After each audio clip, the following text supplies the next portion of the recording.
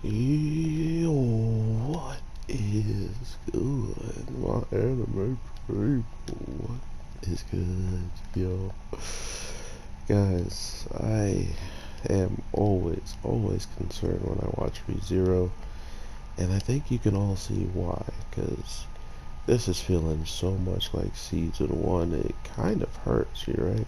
Like, man, everything is scary and actually making me want to see so much more of this show in general that it's really fun to see where the story can go as in narratively, because everything we know about all the certain characters bring out certain aspects of our main character, good or bad.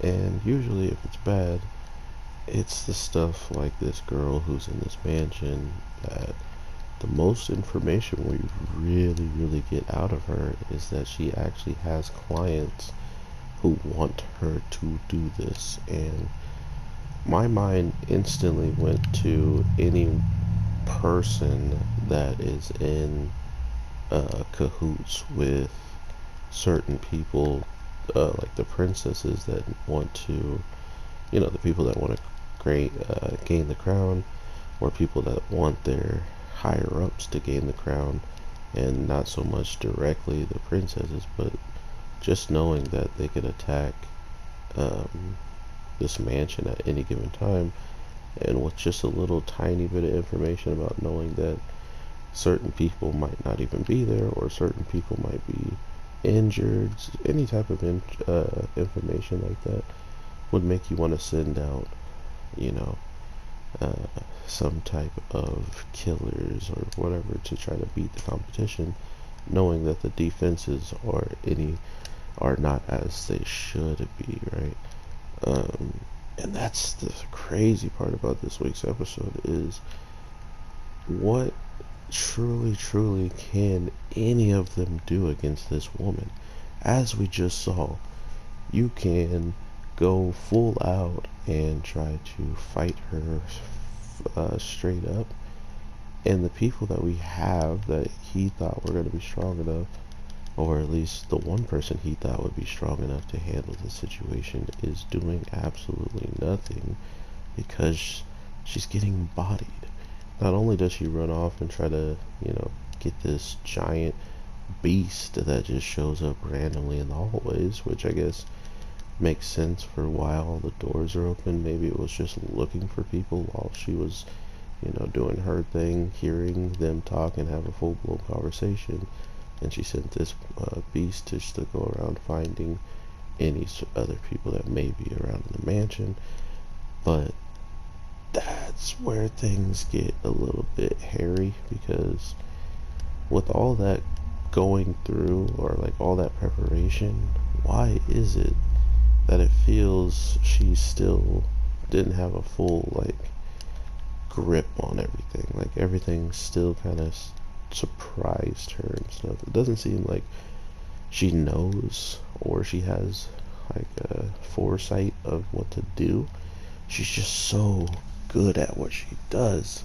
She makes it seem like no one would even stand a chance, hence why the only real person we've ever seen her uh, like lose to or get absolutely showcased to be not as strong as was the knight who showed up and actually had to save everybody in the season one episode, or season one, shut up. I'm sorry. But regardless, if it wasn't for him, we would still be getting checkpoints and trying to figure out how to get out of that situation, which, mind you, that hasn't happened as frequently as you would think in season one. Like, after a while, it got better. Like, he just was in a position where he wasn't always losing his life 24/11, and he was just enjoying himself. And it got to a point where we would not know where even the checkpoint was, right? Because it's been so long since he had actually died and stuff like that. So that's when it starts to get crazy. Is all of a sudden we're right back where he started in season one, where the first place he really thought he was going, or the first place he thought he was doing something good for, it really wound up being one of the worst experiences because he just kept dying over and over. Now he's already back in another situation like that, and it's been such some time. It almost is as if that's just the nature of the beast, right? Like sooner or later you're just gonna be in this point of despair and you're gonna have to accept it, you know. And unfortunately he is going through some stuff that I pretty much called where his checkpoint was, but at the same time I thought he was going to not even be around for her first uh like the first trial. I thought he was just going to be gone. But even worse, he was there for the trial. She then uh, takes him saying, "I will be the one to complete the trials because of what I saw you, like how you looked, how you felt when you came out." Which, mind you, oh man, the show is so so good at just kind of like making me mad and making me like not understand why people don't get where he's coming from.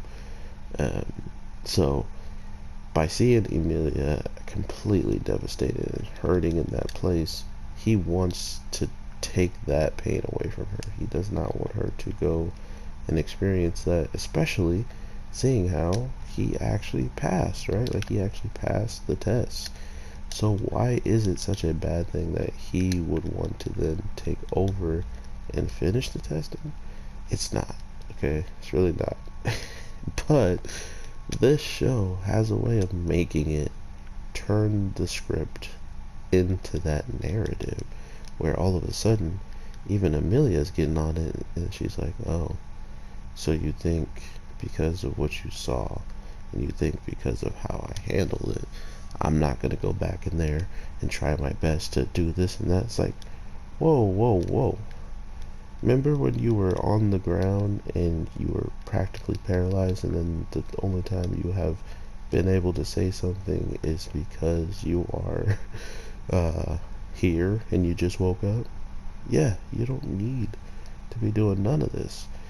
And it felt more of a, uh, like, I think she would have been more okay with it if she already had failed as many times as she failed before our main character, before Subaru goes back to the mansion. But it wasn't the case. It was only after one attempt, and then he's just like, yeah, you're not doing it, I'm going to do it. So it makes sense from some standpoint, but at the same time it hurts to watch because you just know that he's not saying it in a reason to make you look bad or trying to say that you're not capable of something. It's that he's experienced something so traumatic and traumatizing that he wants to have the best outcome for everybody, but he has to remember he can't tell anybody what happened. He can't warn anybody what's coming.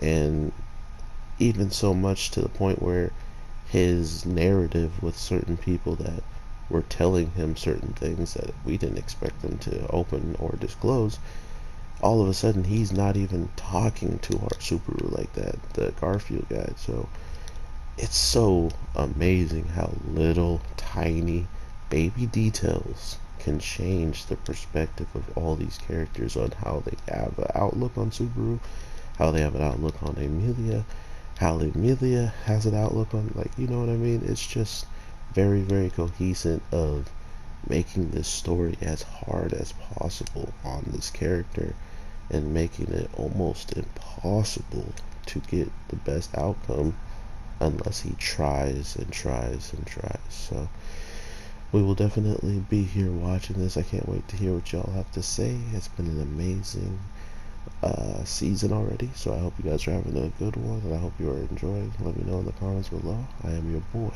the Anime G, and I'll talk to you in the next one. Peace.